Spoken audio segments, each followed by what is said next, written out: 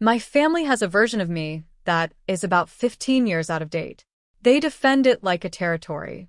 Last Christmas, I stopped playing the character they'd written for me. They didn't know what to do with what replaced it.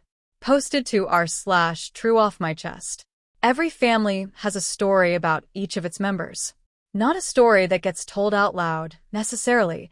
A story that operates in the background, that shapes how you are introduced and described and responded to, that determines which of your qualities get amplified at the table and which ones get ignored because they don't fit the established narrative.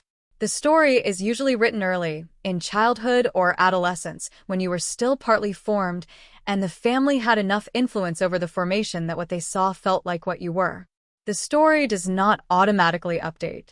My family story about me was written when I was roughly 17. That version of me was anxious, deferential, eager for approval, easily redirected by a firm voice, more comfortable in the background than the center, and reliably the one who could be counted on to back down first in any confrontation. I was not performing these qualities. They were genuinely mine at 17, produced by a combination of temperament and environment that I spent the following decade and a half gradually, deliberately revising. The revision worked. I am not that person anymore. My family did not receive the revision. My name is Leo. I am 32. My family is my parents, Raymond and Constance, my older sister Adiz, who is 36, and the extended network of aunts and cousins who populate the major gatherings. I grew up the youngest and quietest, the one who observed more than participated, who found it easier to absorb the room's energy than to contribute to it. These were real qualities. I own them. What happened between 17 and 32 is a story in itself that I am not going to tell in full here, because the full version would take longer than this. The compressed version is therapy at 23 after a period of depression that I had been mismanaging on my own for several years. A job in my mid-20s that required me to develop skills I had assumed I didn't have. Speaking clearly in rooms where I felt outranked, holding positions under pressure, asking for what I needed without prefacing the asking with 7 qualifications. Friendships, some of which ended when I stopped being the one who absorbed everyone else's difficulty, and some of which deepened when I started being present in a way that required them to be present back. A relationship that taught me what it felt like to be known accurately and to not shrink from the knowing. By 30, I was someone I recognized as continuous with the 17-year-old, but not identical to him. Changed through process. The anxiety still present in some configurations, but no longer running the show.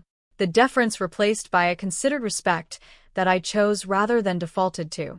The eagerness for approval reduced to something healthier, caring what people I respected thought, without making their approval a condition of my own stability. I came home for Christmas at 31 and sat at the family table and understood for the first time, with the clarity of someone who had been away long enough to see the contrast, how fixed my family's version of me was. I want to give you the specific instances, because I think the specific instances are what makes a pattern visible.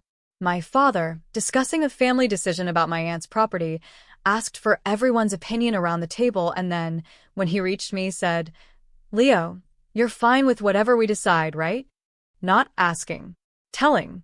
Pre-answering on my behalf, based on the 17-year-old who would have been fine with whatever was decided, because fine with whatever was the posture the 17-year-old maintained. I said, "Actually, I have some thoughts." He looked at me with the expression of someone whose television has started speaking a language they didn't know it had. My sister Adiz, in the kitchen after dinner, telling a story about a conflict she'd had at work, said in the middle of it, "You know how you are, Leo. You probably would have just let it go." Describing me as a type in a story about herself. The type was the 17-year-old. I said, "I actually think I would have said something." She said, "Really?" The really had surprise in it that was not unkind but was entirely confident in its own prior assessment. My mother, asking about my apartment and my life, received my answers and then offered unsolicited guidance in the careful, managing tone she had always used with me, the tone reserved for someone who needed gentle steering. I had not needed gentle steering for a decade. The tone was addressed to a person who had not lived in my apartment for 15 years. I said, "Mom, you don't need to manage this one. I'm okay." She said, "I'm just trying to help." I said, I know. I've got it. She looked briefly uncertain in a way that resolved quickly into the bright, redirecting manner of someone changing the subject. The uncertainty was interesting. I filed it. By the third day, I had a clear picture of something I had been sensing at previous Christmases without quite articulating. My family was not responding to me. They were responding to a character they had been maintaining for 15 years with periodic reinforcement from my previous visits, during which I had been, if not the 17-year-old, at least close enough to him that the story had not been seriously disturbed. This visit, I was not playing the character. Not as a strategy or an experiment. I was not performing a different Leo to make a point. I was simply being the person I actually was, which was someone with opinions about property decisions and a track record of saying things at work and an apartment he had organized competently for 6 years without guidance. I was just being that person at the family table rather than reverting to the deference and smallness of the prior version when I walked through the door. The friction was low-grade and continuous. Not arguments, adjustments. The family's reflexes toward me kept landing on someone who wasn't there and having to recalibrate. My aunt asked me at lunch on the 4th day whether I was seeing anyone, and when I said yes, she asked the usual questions and then said, I hope she's patient with you. Patient with me. The phrase carried the entire architecture of the old story, the assumption of difficulty, of the person who needed managing, of the partner who would be doing work to accommodate me. I said, she says I'm pretty easy to be with. My aunt laughed in the way of someone who has heard a joke and isn't sure it was a joke. I said, I mean it. She looked at me. Something crossed her face. Not skepticism exactly, but the specific expression of someone encountering data that doesn't fit the model and not yet deciding what to do with it. The climax, if you can call it that, and it was not dramatic enough for the word, but it was the most direct version of the thing, happened on the last evening. We were doing the thing families do on last evenings, the slightly more emotional version of dinner that comes from the gathering ending the next morning. My father made a toast. Nice things were said.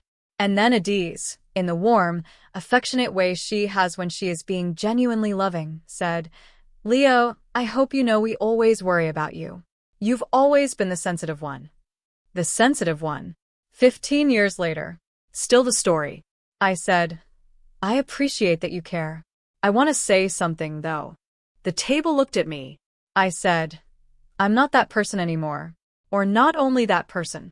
I've changed a lot in the last 15 years, and I think you guys mostly know the version of me from before the changing. I'm not saying the old version was wrong. I was that person, it was real. But when Dad assumes I'll go along with whatever, or when you describe what I would do by using the most deferential version of me, or when Mom uses the managing voice, I notice it. And I want you to know that there's a different version of me you could be getting to know if you wanted to.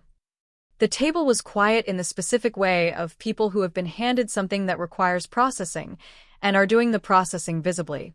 My mother said, We know who you are. I said, You know who I was. I think you'd like who I am. My father said after a pause, What's different? It was a real question. I could tell it was real, no edge, just genuine asking. I said, I have opinions. I say them. I've been doing that at work and with friends for years. I don't need gentle management. I'm okay. I've been okay for a long time. My father nodded slowly, the nod of a man updating something. Adiz said, I didn't know you felt like we were putting you in a box. I said, I don't think you meant to. I think the box got built a long time ago and nobody noticed it was still there. She said, What does the box look like? I said, The sensitive one who goes along with things and needs patience. She said, And what do you actually look like? I said, Someone who sometimes speaks first in meetings. Someone whose partner says he's easy to be with. Someone who has figured out most of his own problems without needing them managed. Someone who came home this Christmas and had opinions about the property decision. She laughed. It was the right kind of laugh, the kind that means I see it, not the kind that means I don't believe you. Christmas ended the next morning. The goodbyes had something different in them. Not transformed. I want to resist the word transformed because it promises more than one dinner conversation can deliver. But different. My father hugged me at the door and said, I want to hear about these opinions sometime. My mother said she wanted to come visit my apartment for real this time, not just to check on it. Adiz texted me on the drive home. I've been thinking about what you said. I want to know the new version. Can we actually talk soon? I wrote back, yes. Call me whenever. She called 3 days later. We talked for an hour and a half. It was the best conversation we had had since I was in my 20s and she was in hers, and we were still forming our adult dynamic rather than performing the childhood one. She told me things she had not told me before, not because she had been hiding them, but because the version of me she had been interacting with had not been a person she would have told them to. The sensitive one who needed gentle handling was not the confidant for difficult truths. The person I actually am, it turns out, is. I want to say something clearly about the ending because the prompt I was writing from suggested that sometimes people prefer the old story and resist the new one. That is true. It happened in smaller ways across the week. The aunt's laugh, my mother's brief uncertainty before the redirect, the reflexes that kept looking for the 17-year-old and adjusting when they didn't find him. Some people in my family will take longer to update. Some may not update fully. The box that was built will not disassemble overnight just because I named it. What I know is this: I named it. I did not name it in anger, not as a grievance, not as an accusation. I named it at a dinner table on the last evening with the people I love, as honestly and directly as I know how to be. And some of them heard it and started to adjust, and that is more than I had before I said anything. The old story was real. I was that person. What I needed my family to understand is that the story continued after they stopped reading it, that the character they froze at 17 kept developing on his own, off the page, in the years when I was not at the family table but was instead becoming someone who had opinions and said them and was, by reliable accounts, easy to be with. I am still that person. I would like them to meet him. The introductions have begun. Edit. My father called last week. He called to ask my opinion on something, not a family decision, something smaller, a question about his work situation. He called me specifically, not Adiz, not my mother. He said, I thought about what you said at Christmas. About having opinions. I said, what did you think? He said, I thought I should start asking for them. I told him what I thought about his work situation. He listened. He said, that's useful.